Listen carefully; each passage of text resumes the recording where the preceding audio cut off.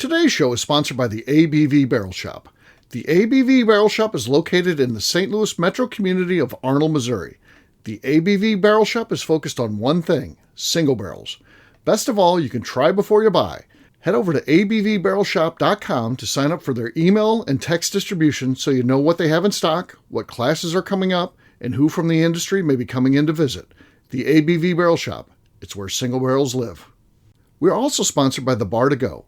The Bar to Go offers traveling minibars that are no bigger than a small purse or toiletry bag. Best of all, they are fully customizable so you can create the perfect piece that is unique for you. If you own your own business, what a fun and unique way to promote what you do. Check them out online at thebar2go.com. That is the number 2 in the Bar to Go. If you have wholesale questions, call my friend Isabel Clark at 504-481-1297. Finally, we are sponsored by the Neely Family Distillery. NFD is a family-owned business that keeps ringing up awards in the spirits world. Head to Sparta, Kentucky to experience the family history, award-winning spirits, and meet the Neely family. Check them out online at neelyfamilydistillery.com. Now, on to the show. Let's drink!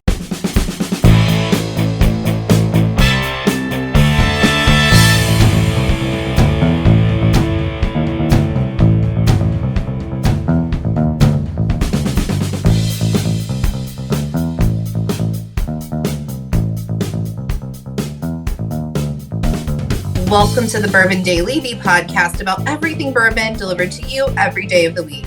Today on the show, we talk about a $7.5 million cash infusion into the Brothers Bond brand. My name is It's not easy to say. my co-host, along with our special guest, Kathy Cole. That was a lot of B's there. Yeah, it That was a was. lot of B's. A lot of B's and PR's, Brothers Bond brand. That's like, Yeah. It's like a tongue twister. That was hard. We should have had bourbon in there. Brothers Brown Bourbon brand. Yeah. You couldn't even do it. You said Brothers. Nobody can do it. See, it's not. It can't physically be done. So yeah. So cool stuff. So yeah, we'll talk about Brothers Bond and cash infusion and all that stuff. We'll get to that after the break. For right now, though, McNew said there's something she wanted to talk about. What is that, McNew? I need to know, are you guys also losing your mind and feelings about this damn anglerfish? I almost made that a small talk because I knew you wanted to bring it up. Love the fish. I love her so much. So here's what freaked me out about this fish. Okay. He's the male of the species, and he's like 3 centimeters long. Right. I thought they were big because my only reference from them is like Finding A Nemo. cartoon. I was a child, Right. and they were these big, scary monsters. And I'm like, that fish has to be at least 6 foot long. That's a whole grown man. They're tiny little things that fit in your hand, and she swam all the way up. Yeah. Well, and then the females, they only get, they said some of them can be 4 feet long. I don't 4 know feet how that long? really- yeah. But And the male's most- 3 inches long? Yeah, 3 centimeters. 3 And then centimeters. usually the females are somewhere between like 4 and 8 centimeters. Because they absorb each other. Like when they mate, like they What the hell? They absorb. Is it like a praying mantis? The female eats Well, it? that's All- ingesting. That's but- ingesting. That's not absorbing. live in each other's bodies and share a bloodstream. It's so weird, but So they become I'm gonna have to do more Siamese research twins. on that. really become one. Conjoined twins. We can't say Siamese twins anymore. Yeah, So, that's our. yeah, that is bizarre. How bizarre. Because if he's 3 centimeters and she's You remember 8, that? Like the whole is all bizarre. It was a song. Uh-huh. anyway, I'm just trying to figure out the relationship. But now I know it doesn't involve anything romantic. It's just I'm going to I'm going to merge with you. merge. Like the zipper merge. It's the same concept. Oh, we don't do that in Indiana. That's We You don't have do it to. here either. You have to. Don't- Oh, I invented the Don't do zipper it. merge. We So I think you did you? I did, yeah. all the time when I saw Well, they it. don't do it here in St. Louis, and it's ridiculous. It's ridiculous. Life would be better if we did. We should learn from the anglerfish and the zipper mergers. We have it. Yes. Yeah. It's So what's the science. deal with the? I don't. I've seen something supposed to be. What's going on with this fish? Live deep down in the abyss, right? Like where there's no light at the bottom of the ocean. Yeah. Their only light is this weird little thingy on top of Sure. Looks like a little fishing rod outside. Yeah. It's an angler. their. Yeah. They create their own light with that, and that's the only light. So Okay. he, whatever one it is, He. to the surface to see the sunrise and then it dies. And I'm just thinking about the ocean pressure, because the pressure, they're like in deep down pressure. Like, wouldn't Sure. that fuck up its lungs or gills or whatever a fish has? Like, its body had to go through so much trauma to get up that high. When you're used So I don't think it meant to, McNew. And I know in your vision, this is very, Oh, no, it's so romanticized in my vision. it's very romanticized, but I think this probably happens when they get disoriented or sick. It's just they never make it this far up because something Eats them. happens in the interim. If they're 3 centimeters, I would think there's plenty of stuff to eat in between the bottom of the ocean and the surface. Yeah. Eaten or like redirected, or they come to, I don't think the fish was healthy where it just like kept going up and up and up. And No, it was not looking for Nemo. So No. one made it up? Is this the story? Yeah, in Spain, off the coast of Spain. Okay. so it got to see a Spain sunrise as its Well, last that's nice. Earth, which is nice. Who doesn't want that? Right. And it happened right in front of a photographer. So the photographer was able to get pictures and That was crazy timing. There just happened to be a photographer there. Like, I would have done Key West, but I would have done sunset. I would have done the sunset. Been part of the whole circus that goes on there. yeah. See, this is why it's so romanticized, because it picked a sun. You could do sunset or sunrise. Is that not how you want to go out? Like your last day on Earth, like that's your last memory. This fish Right. just did it right. Yeah. Well, that's pretty wild. And their wives can be up to 7 feet long, 4, 4 feet long, 4 feet long. but usually not nearly that large. Okay. Not usually, but it happens. Every once in a while you get And a- who's recording this anyway? Who's like, oh, look, Right. this angler in the deep abyss where no one can go because we'll crush ourselves was 4 Right. feet long. Who even knows? I think it's all made up. And Well- it was probably a piece of rubber and it was fake. the whole thing is probably just made up. Yeah. So the female His heart is broken. the female has no dangler. That's just the male thing. They No, all They all have the, in fact, all the got the light. female's dangler is the only one that creates light. The male's dangler is just a useless dangler. It's just a dangler. It's not. It doesn't provide light. No, it has no luminescence. No. Okay. I do Good to believe know. for the long time, whatever happens at the bottom of the ocean is none of my business, because though it's scarier than space. Like, I'm curious about space and what's going on up there. Bottom of the ocean, there's some ugly, terrible things that live there, and it's none of my business. But I do like this fish. Yeah, if you had to do one or the other, they came to you and they said you either had to go to the very bottom of the ocean, or you had to go to the moon. I'd go to the moon. And Moon? I wouldn't like either one, Absolutely. actually. I wouldn't like either one, but I would go to the moon. I think you're more likely to survive a trip to the moon than you Yeah. are to the bottom of the ocean. I don't like that bottom of the ocean shit. Yeah. Like, Well, I don't think you even like, do you even like, when you go to the beach, Steve, do you wear shoes so that you don't touch, Yeah, your feet yeah. I don't wear touch the floor? Yeah, I wear shoes. Yeah, swim shoes, of course. But Yeah. yes. Yeah. Not, I don't Not wear like- shoes, but I'm okay. I don't want to like go where I can't touch. Like, I always want my feet to touch the bottom. Oh no, I like the danger of getting out where it goes past that. No. Yeah, I always like to be the furthest person out at some point. No. I feel like drowning would be the worst way to go, because you're just aware that it's happening. I don't. Yeah. I've heard it's peaceful. But Yeah. again, where How are would you you know? getting that information from? Right. Who told you? Who told you? I One time when I was a kid, before they invented swim shoes, went to the ocean. So I was 5 years old first time we ever went to the ocean. So it had to be when I was 5, because then we didn't go again until I didn't go to the ocean until I think I was married. I think I don't.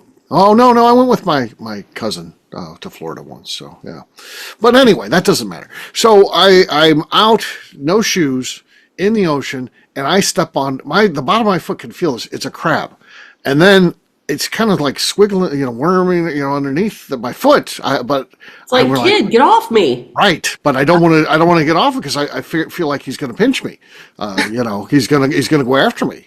So I'm like, it's a quandary. I'm in the ocean. I don't know what to do. And eventually I decided to lift the foot. And I'll be goddamn if he didn't get me. Yeah, he was pissed, which I can't blame him. I mean, I was stepping on him, but yeah, he got me.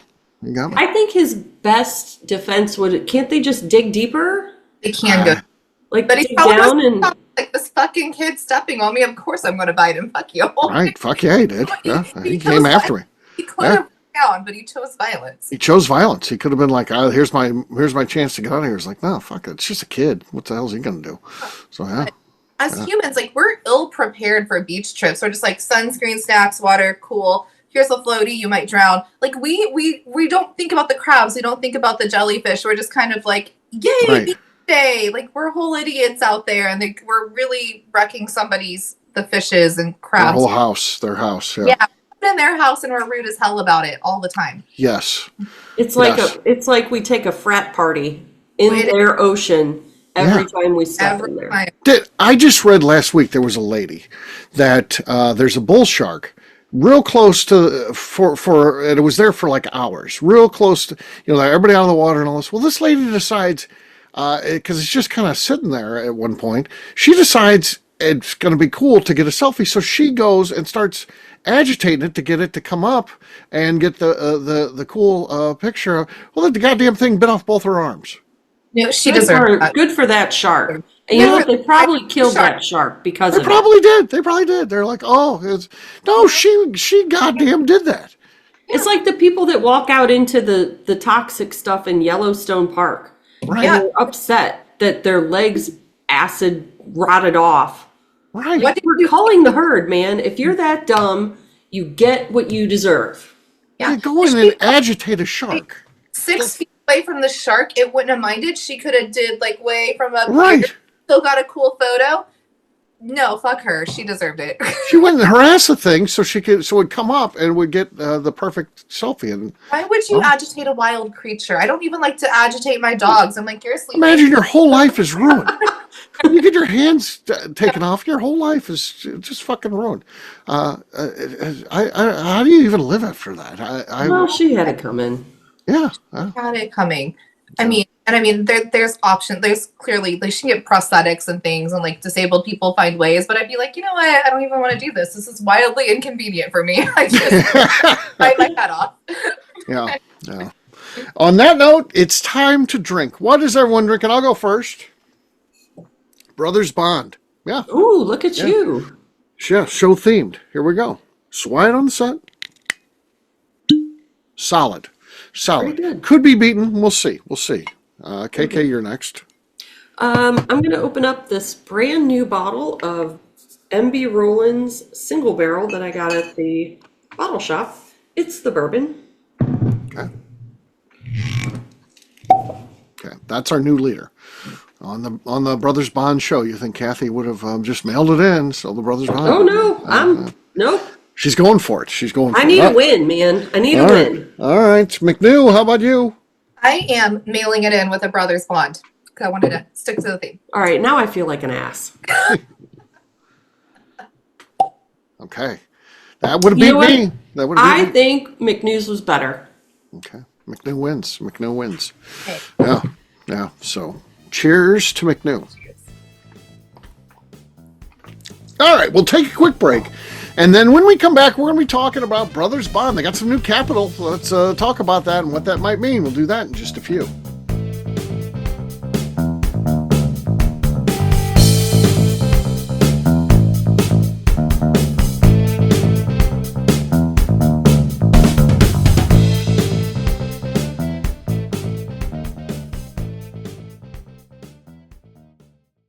Okay, let's talk about the people that make these shows happen.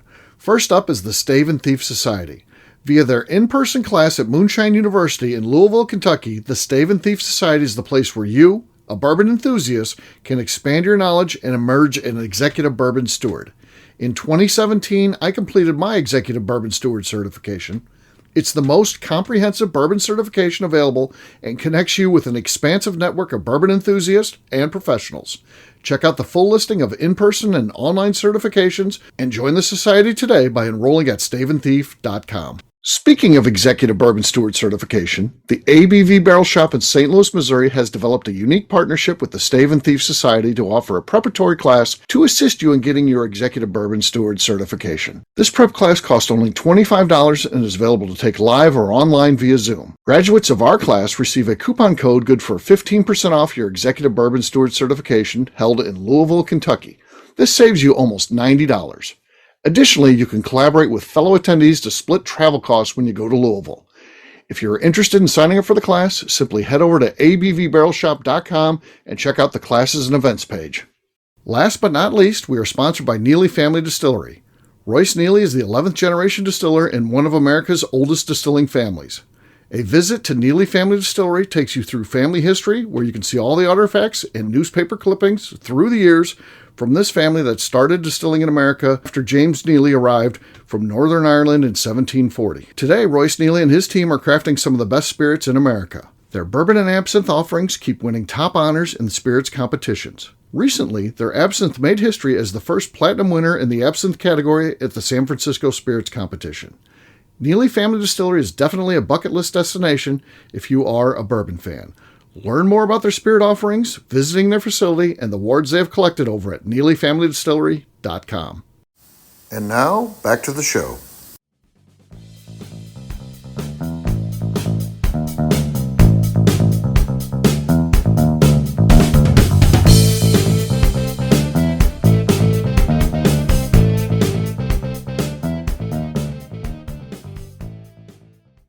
I'm Ryan Thompson, and I am a billionaire, and KK will get none of my whiskey, and I enjoy my single malt scotch. You're listening to the Bourbon Daily. Pendleton, where's my caviar? Welcome back to the Bourbon Daily. Today we're talking about how Brothers Bod has some new cash flow. Yes, we are. $7.5 million, and you're like, well, why would they need that? The company's up and running. This isn't a startup at this point. Well, it kind of is. Until you're everywhere, your distribution's out there, it's a very cash-intensive business. As you grow markets, it costs a lot of money to get the whiskey that then goes out onto the store shelves. And you're like, of course, well, they're getting paid for that. Well, are they? 60 days, 90 days in some instances, depending on who they're dealing with. It takes a lot of cash to grow in this business. So they may be dealing with other things too. Who knows what they have to get, store shelf placement cost and stuff like that. So, some cash in there. Now, what we don't know, right, Kathy? I know you always do the research on this stuff. We don't know where they got the cash from. Did this mean that they just went into their personal finances and got it out? Did they go to the bank? Did they get other celebrities to invest? Did they get other just angel investors? Did they get other just big name investors, people we never heard of? Who knows? But we don't know. Definitely not anywhere I looked to find out who was putting the money in. Mm-hmm. Now, are they distilling or are they sourcing? They source. Okay. And do they plan to maintain that? Or are they talking about a still? No, I don't think they were talking about a still yet. It's not off the table, but it's also not in the works either. So when I saw in the article that they were kind of looking to go more international and hit international markets. Oh. Yeah. So, which, I mean, is costly because, you have to travel and present it and do all that and get, your market space and store space there. So they want it to be worldwide, which I think is awesome. And I think that's kind of their thought with it is to, let's get it out of America as well. Yeah. I do like that. I respect this as a celebrity, quote unquote, celebrity bourbon. Yeah. If someone's going to invest in a celebrity bourbon, let's do this one. Right. Should be the one because he is so involved. He, every step of the way, he knows what's going on. He's actually showing up to things where being like, hey, I did this, I did that. Here's my product. You got to respect. Yeah, you see Ian doing the things that we've seen other brands that are successful do. People doing, and that's from doing big events to big media stuff to small things like going on, individual events with us and stuff. So, yeah, I mean, I'm excited for them. Those guys are doing it right for sure. For sure. Yeah, and I think it's well deserved because sometimes you'll see this brand got an investment and it's kind of why though? Right. I think. Right. So, at some point, I assume it's got to be a trajectory though to the big payout, so the big sellout. So, we'll see what happens with that, and see if they can build it up to that way. But global distribution would go a long way towards that, for sure. So. I wish them the best of luck. Yeah. Yeah. So those guys, it's kind of cool that, one of the biggest challenges that a company faces is how do you promote your brand and stuff like that. They got that down, so they've got a built-in audience, and then to actually do things right from a perspective of knowing, the business and things like that. They've done all that too. So yeah, they deserve whatever happens here. They deserve the benefits of it for sure. So absolutely. Yep. But I think this is because like Steve said, they're an established brand. So if you think you're just like going to go start a brand as a hobby, like they still needed $7.5 million to do more. Like it's not right. Yeah. Let me just start a brand. Sounds fun. Have you ever been on a tour and someone knows like when they ask the questions or talk, that someone knows the answers, and someone else will be like, wow, you know a lot. Are you going to open your own distillery? And they're like, yeah, I'm thinking about it. Yeah. You're going to keep thinking about it when you find out what it costs. Right. Just keep that. Yeah, I'm thinking about it. Yeah, these guys thought about it, invested in it, and then had to go find $7.5 million. Right. Exactly. Yeah. Yeah. That's just From how George it is. Clooney, we're guessing. Probably. We guessed the cash investments from George Clooney. We can't back that up in any way. In no way is that even whispered to us. But we're just guessing it's Clooney. Well, we're hoping if we say his name in the pod, maybe he's got someone who searches through things. Right. Let's go on record as saying if Clooney wants to come on to address us, whether it's true or not, if he wants to come on and categorically deny it, we'll allow him the forum to do that. If he wants to come on and say, you guys somehow cracked the code and figured this out, that would be cool too. Whatever he wants to do. If he wants to come on here, we're willing to clear our schedules. He is. And even if he doesn't, even if he just wants to slam us to TMZ, that's not bad for us. Yes. Yeah. Yeah, I saw that. What's that? It's like the Millionaire Podcast or whatever. Million Podcasts. I think it's called. Maybe it's Million Podcasts. And they ranked the best bourbon podcast. And we ranked number 3, the Bourbon Daily. Wow. On their list of all the bourbon podcasts. Yeah. I think that was pretty wild. So yeah. That's awesome. That's awesome, though. Yeah. I think George Clooney's going to call you and offer you $7.5 million. Oh, you know how quick we'd sell this if Clooney called? I got $7.5 million. You interested in selling the Bourbon Daily? Shit. Yeah. He's going to be in Key West unheard of for the rest of his life. Yeah, exactly. Come see me in Key West for sure. I just the street somewhere. He'll be on where he is recognized on the street by his listeners. This is true. So I will still get to see listeners down there. So yeah. Good stuff. All right, well, we'll wrap this one up as we always do by talking about where people can find us. Kathy, we'll start with you. Where can people find you? You can find me on Instagram at KKCastStrength. McNew. I'm on Instagram at McNew ABV. For me, I'm an easy guy to find. I'm at Steve Akeley, Twitter, Instagram, or Facebook. I've got a website, steveakeley.com. We've also got a company website. I think it's going to be abvnetwork.com. Check that one out. Everything that we do is out there. Previous shows, blogs, so much more. abvnetwork.com. Come by and see me. The ABV Barrel Shop, the place where you can try before you buy. You never know who's going to be there. We're online, abvbarrelshop.com. McNew, anything else to say before we get out of here? I'd like to remind the audience to please give us a 5-star review. That includes comments. It helps new people find the show, which is very important to us. And if you like what we're doing, we ask that you please visit our Patreon page at patreon.com/the ABV Network. Great job today, gang. Farnets, we'll have a brand new show for you tomorrow. Looking forward to that. Until then, take care, everybody. See ya. Bye. Bye. Peace.